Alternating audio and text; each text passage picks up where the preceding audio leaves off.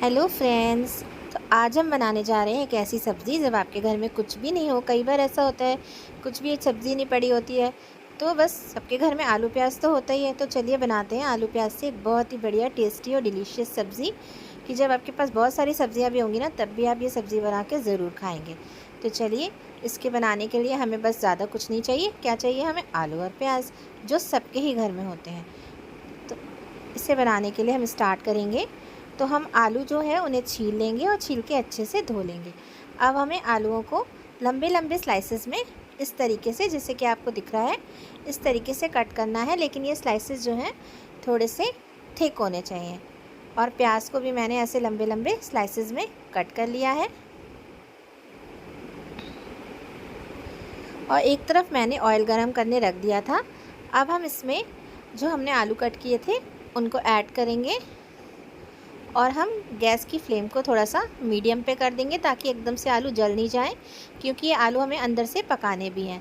अब इन आलू को पकाने के टाइम पे बीच में हम हल्का सा नमक डाल देंगे ताकि ये आलू अंदर से फीके ना हो, और अच्छे से गलने में भी ये नमक मदद करेगा और आलू अच्छे से नमकीन भी हो जाएंगे। इन आलूओं को हमें 4 से 5 मिनट तक उलट पुलट के पकाना है और बीच बीच में इसको हम कवर भी कर देंगे ताकि हमारे आलू अच्छे से गल जाएं। यहाँ हमने मिर्ची को भी स्लिट करके लंबा लंबा काट लिया है।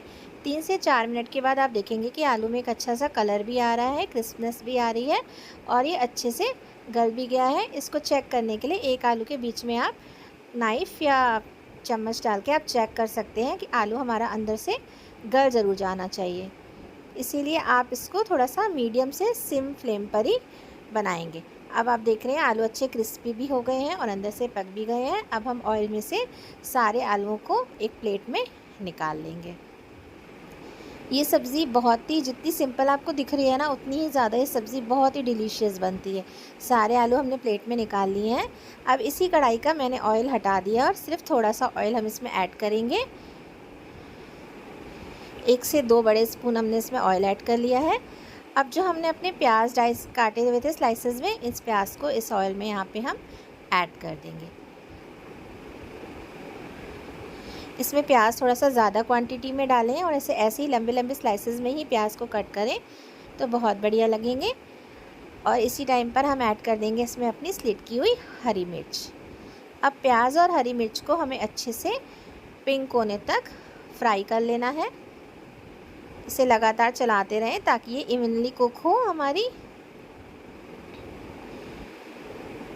प्याज और मिर्ची को अच्छे से बनाते हुए, चलाते हुए, आप देख रहे हैं प्याज में हल्का हल्का सा गोल्डन ब्राउन कलर आना स्टार्ट हो गया है।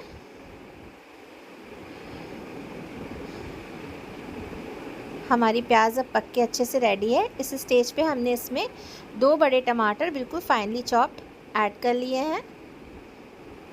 इन टमाटरों को भी 1 से 2 मिनट तक चलाने के बाद हम इसमें ऐड करेंगे बेसिक मसाले। नमक हम इसमें प्याज और टमाटर के अकॉर्डिंग ही डालेंगे क्योंकि आलू में थोड़ा सा नमक है।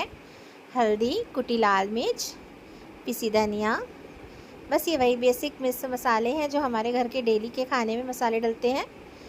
ये सब्ज़ी जितनी सिंपल और बेसिक लग रही है, ये सब्ज़ी खाने में उतनी ही स्वादिष्ट है। 3 से 4 मिनट तक हमने मसाले को अच्छे से चलाते हुए भून लिया है। अब हम इसमें ऐड करेंगे जो हमने अपने आलू फ्राई करके निकाले थे। अब इसको इसके साथ हम अच्छे से पहले टॉस कर लेंगे। 1-2 मिनट हम इस मसाले को आलू के साथ भून लेंगे।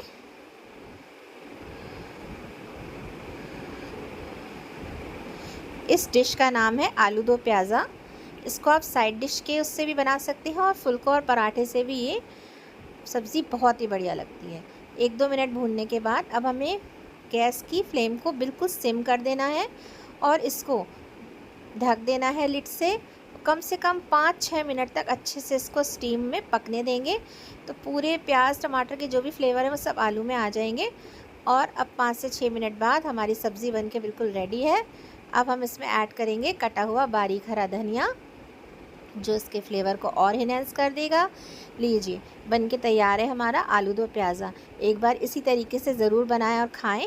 और अगर आपको मेरी रेसिपी पसंद आती है तो प्लीज़ मेरे चैनल को सब्सक्राइब करना ना भूलें। Thanks for watching. Please share.